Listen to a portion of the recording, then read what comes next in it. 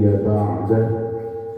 اللهم صل وسلم وبارك على سيدنا وحبيبنا وشفيعنا ومولانا محمد صلى الله عليه وسلم وعلى آله وصحبه أجمعين ومن تبعهم بإحسان إلى يوم الدين.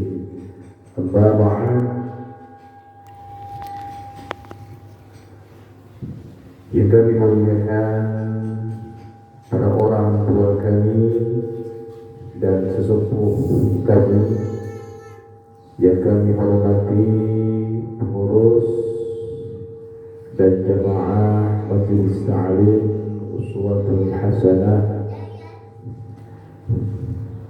kemudian para ibu, saudari-saudari yang hadir pada siang yang berbahagia ini, mudah-mudahan senantiasa dalam keadaan sehat walafiat, senantiasa dalam lindungan Allah Subhanahu wa taala. Amin.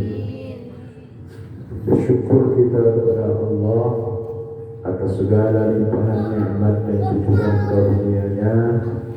Salawat beri salam semoga tetap tercurah limpahkan kehadiran junjungan alam baginda Nabi Muhammad sallallahu alaihi wasallam. Allahumma shalli ala sayyidina Muhammad wa ala ali sayyidina Muhammad. Ibu-ibu, mungkin ada yang bertanya, Rasulullah sallallahu alaihi wasallam itu kan manusia yang sudah dijamin oleh Allah masuk surga. Betul enggak? Betul? Bahkan manusia yang pertama kali masuk surga. Tetapi kenapa masih kita beri bacaan solawat? Tetapi kenapa kita masih bersolawat kepada Rasulullah? Apakah Rasulullah butuh solawat kita? Ibu yang kami muliakan, jawabnya adalah sesungguhnya Rasulullah tidak membutuhkan solawat kita. Ya. Sekarang apa arti dari solawat? Arti dari solawat adalah rahmat ta'lim. Apa itu? Rahmat dan ta'lim Allah. Ya, Rasulullah tidak butuh solawat kita. Ibaratnya seperti ini, ibu-ibu. Rasulullah itu ibarat sumur yang sudah penuh dengan air. Airnya penuh sampai ke atas. Kemudian kita yang bersolawat ini menuangkan air ke dalam sumur tersebut. Rojok. Ya, kalau solawatnya sedikit ya 1 gelas kayak gini. Kalau solawatnya banyak ya 1 ember nanti ya. Sumur yang penuh dengan air ketika dituangkan air, apa yang terjadi? Airnya pasti tumpah, otomatis tumpahannya mengenai kita sendiri. Artinya apa? Sholawat itu akan berbalik kepada kita. Dan harapannya mudah-mudahan orang yang banyak-banyak bersolawat kepada baginda Nabi mendapatkan rahmat dan ta'lim dari Allah Subhanahu wa ta'ala. Amin ya rabbal alamin. Ibu yang kami muliakan, pada kesempatan yang mulia dan berbahagia ini akan kami sampaikan tentang akhlak dari Rasulullah sallallahu alaihi wasallam. Jemaah sekalian yang dimuliakan Allah, Rasulullah Sallallahu Alaihi Wasallam memperbaiki akhlaknya, memperbaiki akhlak manusia itu dengan akhlak. Apa bu? Rasulullah memperbaiki akhlak dengan akhlak. Ini yang harus kita contoh. Akhlak Rasul, sifat Rasul, karakter Rasul. Tidak hanya pakai pakaiannya saja. Ya. Kalau mau meniru fisik Rasul silakan, tidak apa-apa. Rasul berjenggot, ya silakan berjenggot, tidak apa-apa. Tapi jangan dipaksakan, ya. Jenggot saya potong kemarin karena kalau saya panjangkan kayaknya kurang cantik, ya. Gaya nggak apa-apa, ya. Maaf kalau orang Arab pakai jenggot lebih gagah, ya, gagah ganteng karena tinggi besar dan jenggotnya bagus dia. Kalau kita orang Indonesia ini jenggotnya kan 3 lembar kemana-mana udah, ya. Silahkan Rasulullah pakai jubah, silahkan pakai jubah, tidak apa-apa. Tapi ingat, Abu Jahal juga pakai jubah, Abu Lahab juga pakai jubah. Artinya jangan hanya terpaku kepada penampilan Rasul, tapi yang lebih utama adalah akhlak, karakter Rasulullah Sallallahu Alaihi Wasallam. Rasulullah memperbaiki akhlak dengan akhlak. Coba, mari kita buktikan. Rasulullah kalau lagi berjalan mau ke masjid dilempari kotoran unta, itu marah nggak? Marah nggak?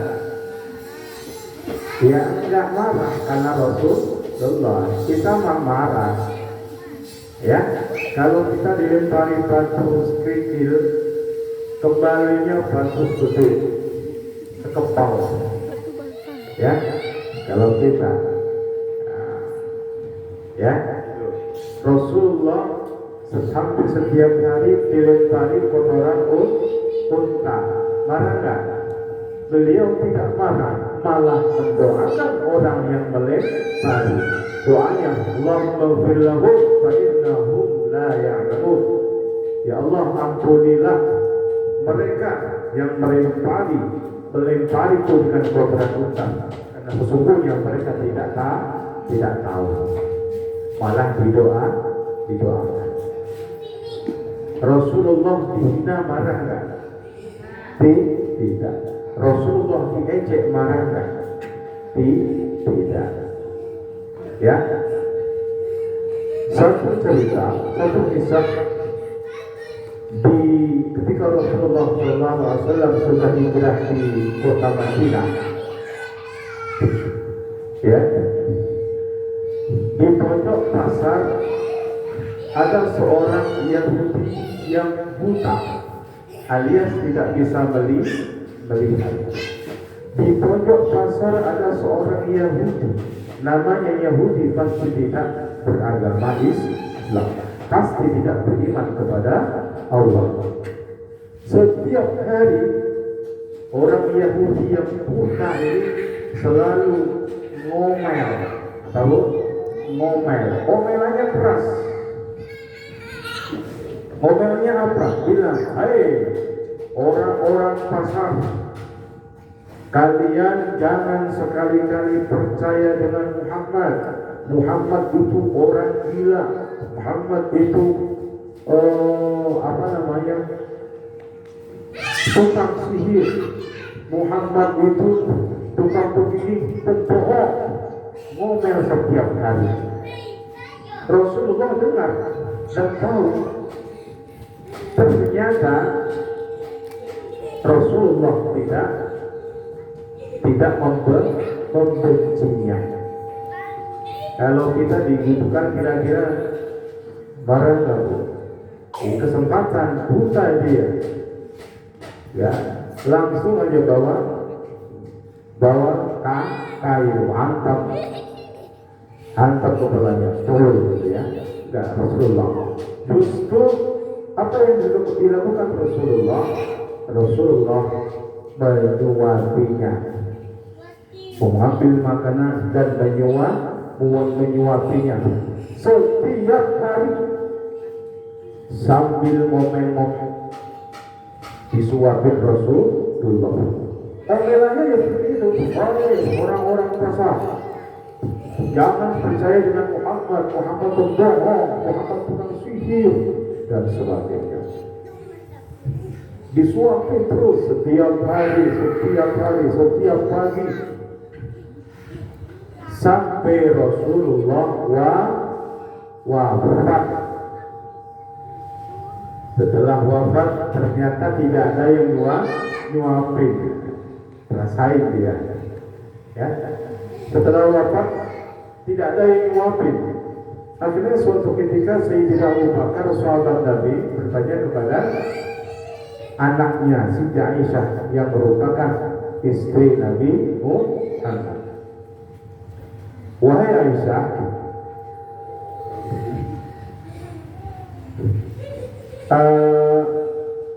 coba sebutkan ya sunnah apa ya yang belum pernah aku lakukan,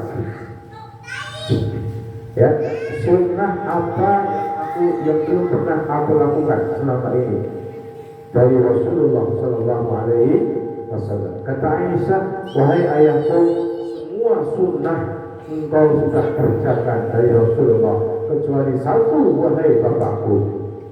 Apa itu Aisyah? Sebutkan.